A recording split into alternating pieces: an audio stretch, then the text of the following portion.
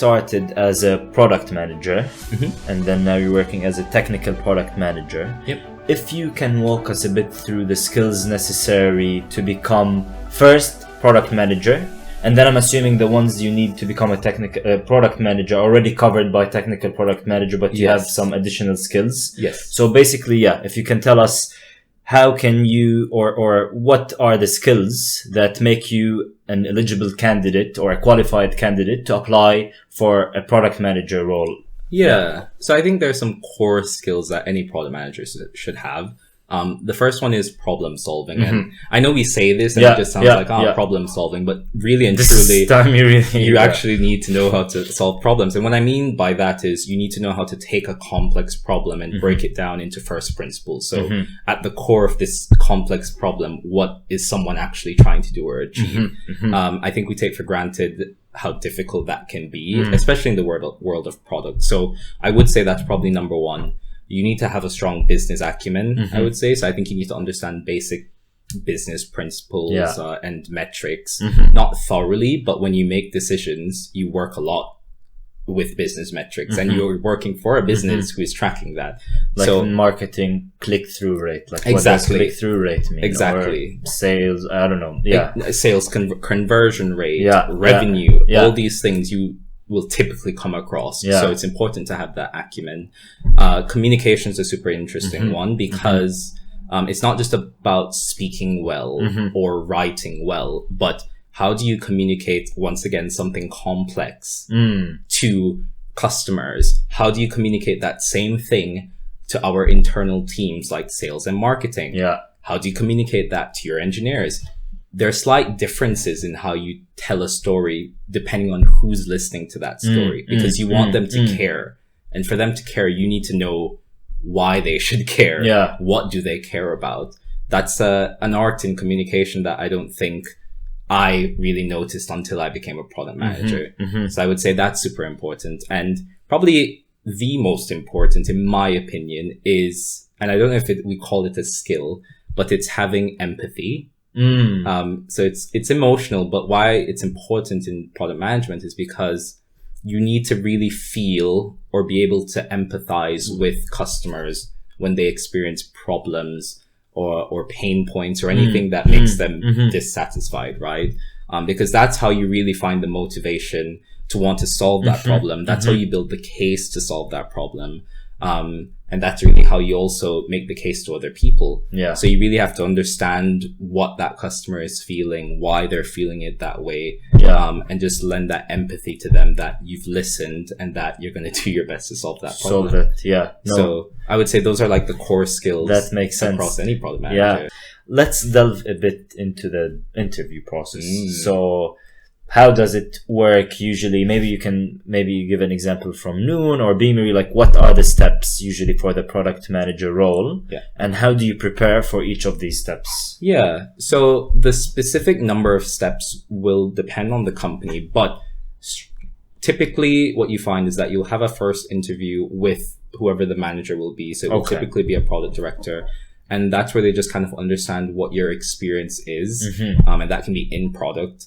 If it's not product, they're trying to figure out why your experiences can help you succeed in product. So that's typically the first interview. The middle interview or interviews, let's say, are there to directly test your skills as a product manager. So, and this can come in different forms. So I remember in one company I was recruiting for that I ended up getting an offer from, that was a case study. So similar, if you go into consulting, right, you do these case studies, they're very similar in product. So they'll give you a very broad, high level problem statement. So I remember one I did was like, there's a rental crisis in London, as there is now. There are lots of people, there's a high demand and there's a high supply. And you might, and it's weird because you're like, well, if there's a high demand and a high supply, then why is there a crisis?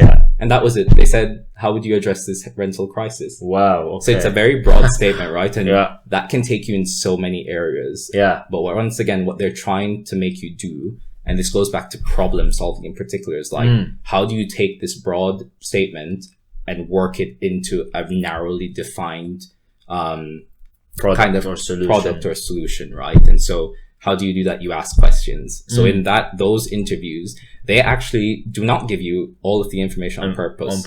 Because they want you to ask. Yeah. So, they're testing, how do you kind of go down, deductive reasoning? How do you narrow down this broad statement? What type of questions do you ask? Yeah. What assumptions do you make?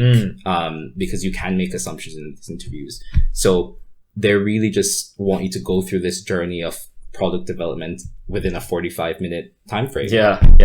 And there's no right, there's no wrong way to do it. They're just trying to see how you think. And so, those middle interviews will typically always be testing these product skills. That makes sense. And how to prepare for that? Is there like a certain resource you used or? Yeah, again, I would always read on tech blogs that specifically write Medium about product. Medium is one. Mind the Product is a really good product group, and they write really helpful articles. Hacker Noon, very popular tech website. They have good articles on interview process. Nice. So I would say for case studies in particular, the same in consulting practice really helps. Just to practice with a friend or a family member, that really just gets you used to talking out your thoughts, asking questions. So that's what I would recommend. But otherwise, that's if they don't do one case study, they might break you into separate interviews. So one interview tests on product discovery, how would you go about defining that problem? One will test you about user experience. One will test you about solution discovery. It depends on the company. Some might put them together, some might separate them. So I would say for those middle interviews, you just need to be aware of the stages of the product life cycle and know how you kind of tackle them. And then the last interview is usually a culture fit. So you would have to do research on the company. What are their values? To see if it's, something that's a fit for you. And then they're trying to figure out, the same. So that's typically how all my interviews were when I was looking. No, that makes sense. I think I'll add one resource I've personally used when applying to product management role is this book called Crack the Product Management Interview. And it was very useful where it shows you the questions, but also shows you how to answer them, what structure to use, what information to touch on. Cause as you mentioned, the problems they usually ask you are very broad. And this book, I think, kind of helps you understand what do they really need to hear from you as a candidate to know okay, he knows a bit. We can hire this person basically. Yeah, exactly. I think when you're answering in these case studies, what you're basically doing is going on a journey of telling them the who, the what, the why, the when and the how. How you'll do it. And if it's structured enough, it makes sense. Exactly. Because there's millions of ways to do it. Exactly. That definitely makes sense.